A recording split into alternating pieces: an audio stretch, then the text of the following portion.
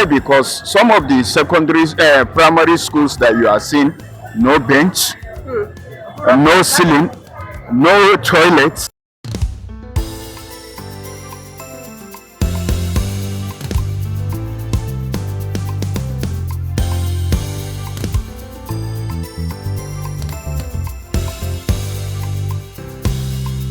Xenophobia. Nigerian minister meets South African envoy. Out-of-school children in Kaduna State.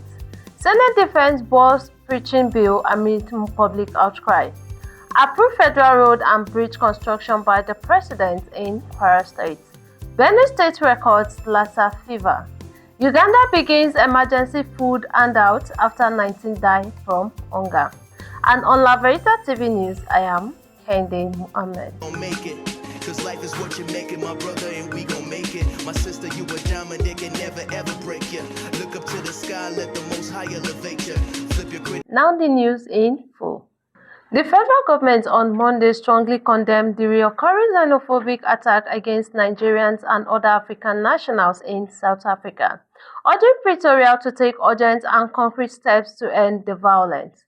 The condemnation comes as President Bola Tinubu declined to personally receive a special envoy from South Africa President Cyril Ramaphosa.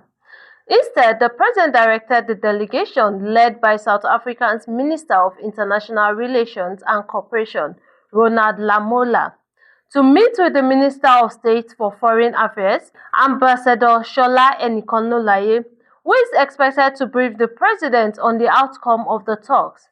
Enikonolaye stressed that while Nigeria does not condone criminality, anyone accused of an offense should be prosecuted in accordance with the law rather than subjected to mob justice. According to the Statistician General of Kaduna State, Dr. Bukar Baba Alhaji, he stressed that the Kaduna State government's identification of 187,719 out-of-school children is a major concern for the state and Nigeria's broader education system. There is also a need for stronger collaboration between government, parents, communities, and development partners. If these children are left behind, the consequences could extend beyond education to employment, poverty, and social development. Informer Christina Ejide gives the report.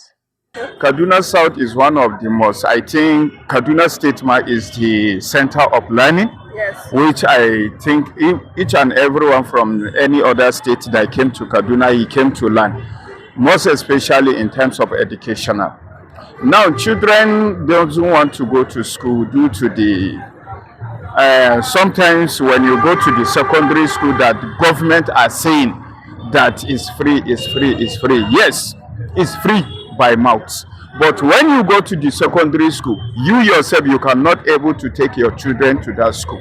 Why? Because some of the primary schools that you are seeing, no bench, no ceiling, no toilets, nothing. This I'm just saying the fact. If you want an example, I can take you to the place to notice yourself.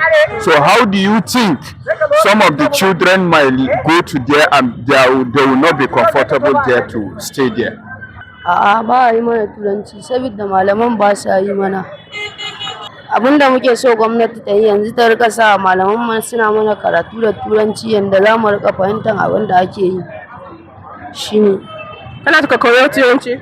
Ina so na koyi turanci. The government of Kaduna State needs to move from simply counting numbers of out-of-school children to making sure that children go to school, stay in school, and receive quality education that they deserve. Reporting from Laveritatv News, I'm Informer Christina Ejide. Back to you, Kende Mohammed.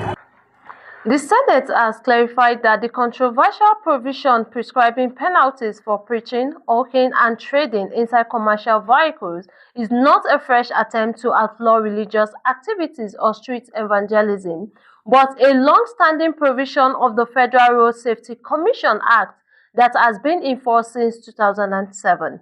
The clarification follows widespread public outrage over the passage of the Federal Road Safety Corps Amendment Bill 2026, which proposes a 50,000 naira fine for anyone convicted of hawking, trading, or preaching inside commercial vehicles. The proposed legislation, which forms part of a broader review of the FRSC Act, aimed at strengthening road safety enforcement and reducing road crashes, sparked criticism from Christian bodies, opposition parties, civil society groups, and members of the public, many of whom urged that the provision was insensitive amid rising unemployment and worsening economic hardship. In a statement issued on Monday, Leader of the Senate, Opeyemi Babadele, clarified that the continuous provision has been misrepresented, insisting that the amendment neither introduced a fresh offense nor sought to prohibit preaching in public places. President Bola Ahmed Tinubu has approved federal road and bridge projects worth about 883 billion naira in Kwara State, following sustained effort by Governor Abdulrahman Abdulrazak to attract critical infrastructure investment to the state. Leading the approval is the 276 billion naira dualization of the Ilorin-Ogbomosho Road, a strategic highway that connects Kwara and Oyo states. The project is expected to ease traffic, shorten travel time, improve road safety, and stimulate economic activities along one of the north-central region's busiest transport corridors. Ajoke reporting from Kwara State gives the report. My name is Mercy Gabriel from Kwara State. I'm here to thank our governor, Governor Abdulrahman Abdulrazak, for the bridge he gave us in Kwara, he constructed in Kwara State. And I'm here to thank our president, Bola Ahmed Tinubu, for the approval of the bridge. And our governor should continue working excellently well for the citizens of Kwara State. Orúkọ mi ni Abidat láti Ìlọrin. A dúpẹ́ lọ́wọ́ president wa Bola Ahmed Tinubu fún approve títì àti bridge tán bá wa ṣe. A dẹ̀ dúpẹ́ lọ́wọ́ gómìnà wa Abdulrahman Abdulrazak fún iṣẹ́ takuntakun tó ń ṣe. Ọlọ́run ó tún bá wa ràn wọ́n lọ́wọ́ tó bá yẹ.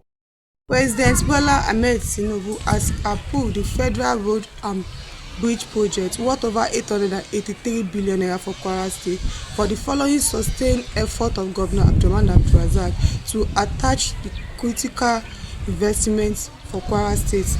I am Bashiru Ajoke reporting for Laveritatv News from Kwara State. Thank you. Benue State has recorded one confirmed case of Lassa fever. This was issued on Friday by the Ministry of Health in Benue State. Therefore, individuals are advised to adhere to strict hygiene culture by keeping their environment clean to avoid the spread of rodents, which causes Lassa fever, and to be aware of the symptoms of the virus, which include sore throat, bleeding, and fever. If the symptoms are discovered in a person, quick medical attention should be taken. Favor Amedu reporting from Benue State completes the report. Lassa fever is being caused by rats. This menace has now been pronounced, most especially in Abia State, as some cases are already being recorded. Medical practitioners, Ministry of Health, government, and other agencies who are saddled with this responsibility have been aiding us to ensure that our gutters are cleaned, houses are cleaned. That is, let's try to eliminate anything concerning rats in order to put an end to this menace that is causing havoc in Abia State and even our country at large.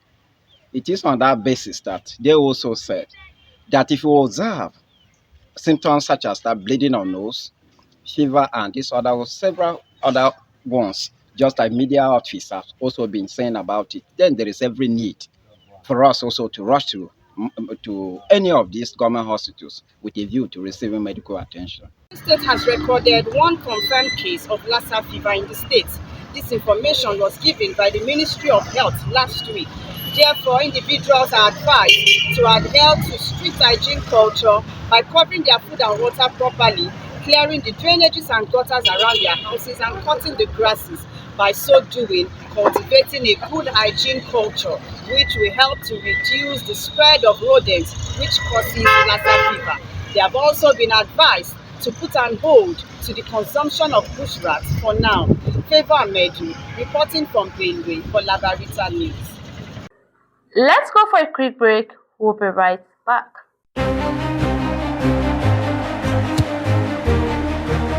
This November, greatness takes the field. Welcome to the AKF Football Tournament Season 1, where passion meets purpose and talent meets opportunity. From every corner, champions will rise. only one team will take home the ultimate prize of 1 million naira cash. Think you've got what it takes? Step onto the pitch in Kaduna State this November 2026 and show the world what you are made of. This is more than football. It's a movement powered by the Adekunle Komolafe Foundation in partnership with Laveritatv production, giving hope, creating impact, and changing lives. Register now and be part of something big. Support the dream. Donate just 30,000 naira as your participation fee. Hurry, as registration closes on 31st of August 2026. AKF Football Tournament, where legends are born and destinies are fulfilled. Are you ready to play?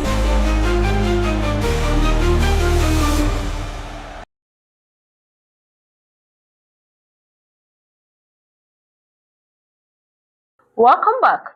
Now to international news.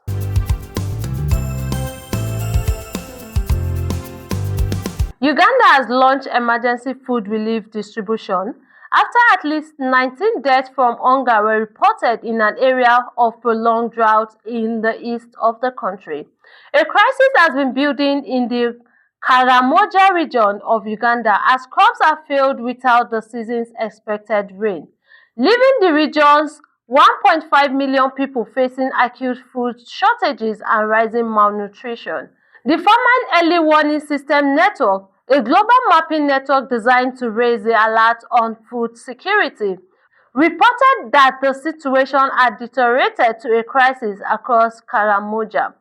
In the first large-scale operation of its kind, organized by the Ugandan government after the fund involved left by aid cuts, authorities announced plans to distribute 9,400 tons of relief foods across the next 2 months. The supplies were procured using 45 billion shillings emergency funding allocation approved by the parliament.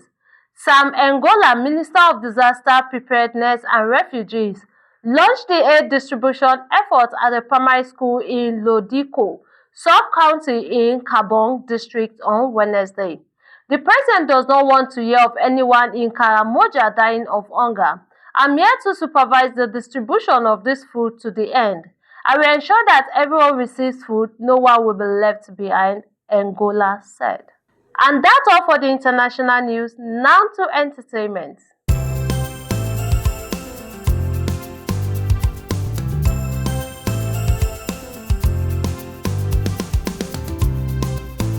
Welcome to Laveritatv Entertainment News. I am Rebecca Nena Amos. The headlines read: Don't interfere. Celebrities warn as Tubaba allegedly reconciles with Annie, separates from Natasha. World Cup 2026. Destiny Etiko cries out after losing 5 million naira to betting. Now the news in detail. Many Nigerian celebrities, including Tunde Ednut, Evan Okoro, and Rotimi Salami, have reacted to the alleged new video showing singer Tubaba dancing together with his estranged wife Annie Macaulay Idibia. The duo was reportedly seen together at a Lagos club a few days ago following the rumor of Tubaba's separation from new wife Natasha Osawuru. Tubaba had in January 2025 announced divorce from his wife Annie and revealed his relationship with Natasha 2 months later. The singer welcomed his first child with Natasha in November 2025. However, it was recently rumored that Two-Face had separated from his latest wife Natasha. An alleged chat with Tubaba's younger brother further fueled the rumor, seeing that his wife Natasha was no longer seen with her engagement ring.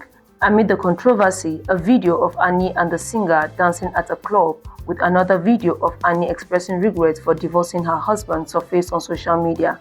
The development has sparked reactions online, with many Nigerians, including celebrities like Tunde Ednut, actor Rotimi Salami, Evans Okoro, warning the public against interfering in the couple's dispute. Nollywood actress Destiny Etiko has revealed that she lost 5 million after placing her first ever football bet on the 2026 FIFA World Cup final between Spain and Argentina.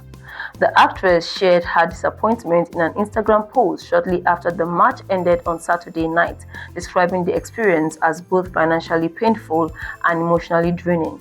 Expressing regret, Etiko said the tension of watching the game with so much money at stake left her overwhelmed. The actress shared her disappointment in an Instagram post shortly after the match ended on Saturday night, describing the experience as both financially painful and emotionally draining. Accompanied by crying and heartbreak emojis, she vowed never to try betting again and joked that she was done watching football altogether. First time betting and I lost. I will never try it again. My 5 million is gone. In fact, I'm done watching football. Anxiety almost killed me, she wrote. Welcome back. Now to sports. Sessegnon. Pachi! He's round the goalkeeper. He's done it! At Sports News today, I am Shiko Emmanuel Adeyemi. The Super Falcons of Nigeria are aiming to make it an 11th WAFCON in the ongoing WAFCON in Morocco. And also, pre-season is in top gear, with teams fine-tuning the tactics for the upcoming season. In August, the season will be up around the world and we will be here to give you up-to-date sports analysis. Thanks for watching. It's Kendi Mohammed. He's round the goalkeeper. He's done it! And here's the recap of the news headlines. Xenophobia. Nigerian minister meets South African envoy. Out-of-school children in Kaduna State. Senate Defense Board's preaching bill amid public outcry. Approved federal road and bridge construction by the president in Kwara State. Benue State records Lassa fever. Uganda begins emergency food handout after 19 die from hunger. And for our hotels and hospitality management, you can visit us at www.laveritatv.com. You can also advertise your products or businesses on all our social media handles by calling the number scrolling down on your screen. And kindly follow us on all our social media handles being displayed on your screen right now. That's all on Laveritatv News. I am Kendi Mohammed. Thanks for watching and see you next time.